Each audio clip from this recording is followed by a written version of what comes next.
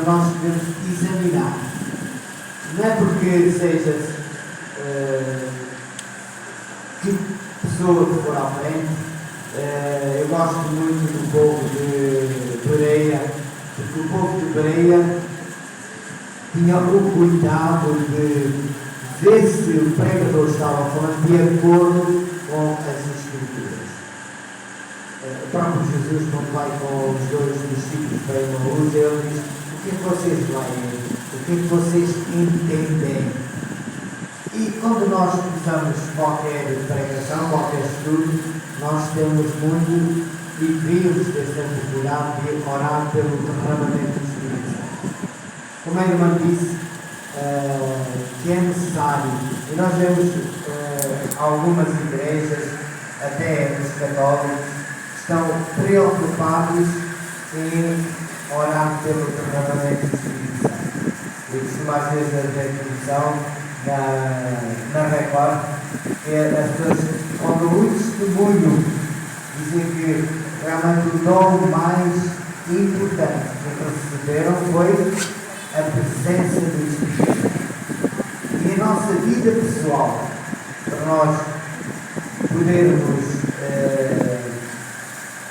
vencer as batalhas, vencer cada luta, assim como na chuva temporã foi necessário o derramamento do Espírito Santo para a conclusão da obra. E nós temos que, como a minha esposa às vezes diz, que parece que estamos como se estivéssemos já nas pragas, e a Bíblia, infelizmente, a Bíblia diz que é o princípio das dores. O mundo vai de mal a pior. Então, se é o princípio das dores, irmãos, nós temos que estar todos, mas todos, preparados para que o Espírito Santo possa nos ajudar. Porque assim, realmente, como a minha outra irmã disse, nós precisamos de orar incessantemente pelo derramamento do Espírito Santo. Porque hoje, mais do que nunca, nós vemos o mundo está, como se costuma dizer, de cabeça para baixo. Infelizmente, o mundo cada vez está mais de cabeça para baixo e nós precisamos de proteção. Porque é assim, o que é que nos ensina a compreender os ciclos de Deus? Mesmo as Escrituras. É o Espírito Santo. Nós oramos, nós podemos fazer tudo muito perfeito, mas se não formos selados com o Espírito Santo, ninguém irá passar pela grande tribulação. E nós sabemos que mais cedo ou mais tarde a grande tribulação vai começar. Porque o inimigo não brinca de... Infelizmente, nós temos que entender que o inimigo hoje brinca de crente. Ele hoje, porque se nós analisarmos a nível humano, tem cerca de 100.000 anos de história da Terra. Ele tinha já, não sei quando é que ele foi criado, mas ele, só aqui na Terra já tem 100.000 anos. E ele conhece as Escrituras. Se vocês lerem Mateus capítulo 4, versículo 4, diz lá, quem é que pode ler Mateus capítulo 4, versículo 4? Senão... Jesus, porém, respondeu: está escrito, não só de pão viverá o homem, mas de toda palavra que procede da boca de Deus. Nem só de pão viverá o homem, mas de toda a palavra que sai da boca de Deus. É importante, irmãos, que quando nós ouçamos, quando nós vemos alguns pastores, e principalmente os nossos pastores, eles dizem: nós temos que ler o texto dentro do contexto. Quando nós não conseguimos ler o texto dentro do contexto, temos um capítulo inteiro ou outro versículo, porque os versículos mais complicados, graças a Deus, que existem os mais simples, em que vai explicar aqueles mais complicados. Então é necessário nós entesourarmos Eu hoje, é uma das coisas que eu estou muito preocupado, é entesourar na minha memória, porque como não vejo muito bem, então eu, em vez de ler, porque não consigo ler, infelizmente, mas, por exemplo, eu estou a tirar um curso de sabonete e de velas com a minha esposa. Ela leu os 5 capítulos, os 5 pontos que era necessário para eu apresentar lá na frente, porque os outros tiveram a ver com os slides, que é mais fácil, uma pessoa apresentar slides e ler lá. Eu tenho que memorizar. Eu decorei os 5 pontos e depois é só questão de desenvolver. Na palavra de Deus é igual. Vocês, por exemplo, já agora leem lá Isaías capítulo 8, versículo 20. Quem puder, pode ler. Isaías capítulo 8, versículo 20.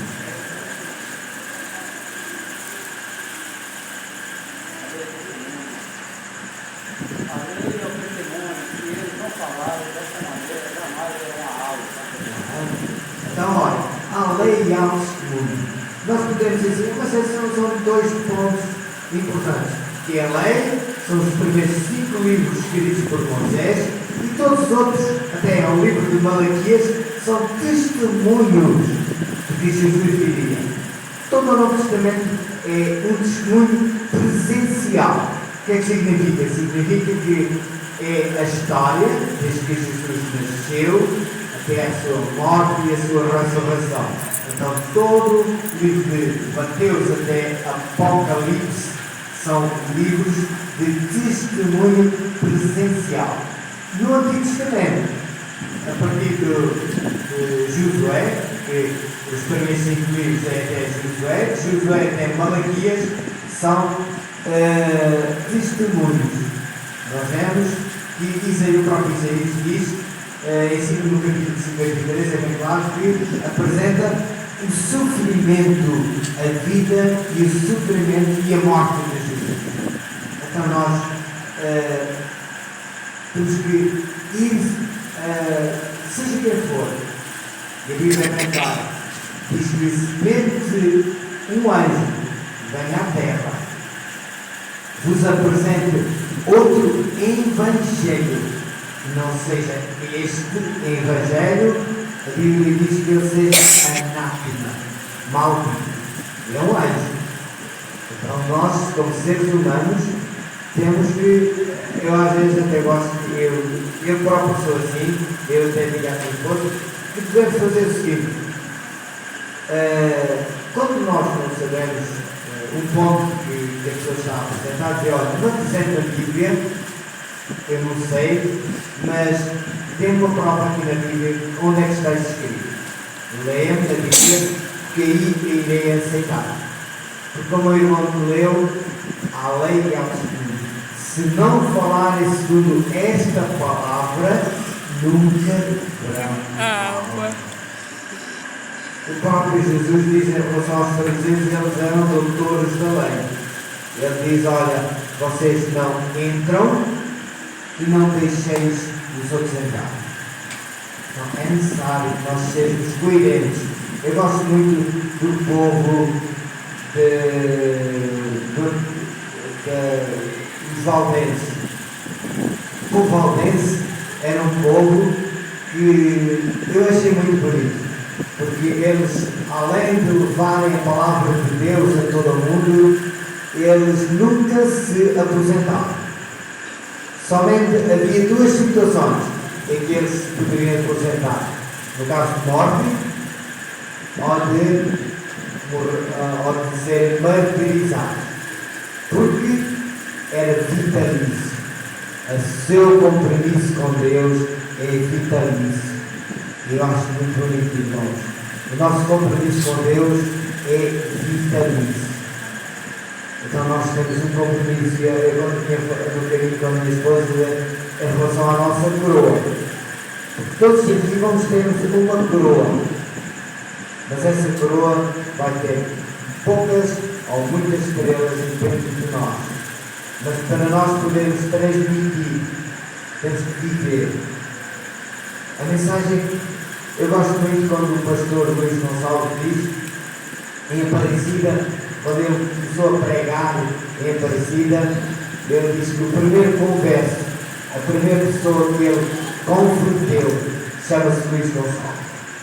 E é isso, irmãos. A palavra de Deus, a primeira pessoa, quando vocês lerem, quando vocês estudarem, e eu e a minha esposa é testemunha, porque a gente, pela graça de Deus, já temos o privilégio de dar vários estudos, 4, 5 estudos no dia, e é importante que a primeira pessoa que nós devemos nos sentir que somos alunos, e é uma das coisas que a gente dizia sempre, nós não somos professores, nós somos alunos porque o professor é o Espírito Santo.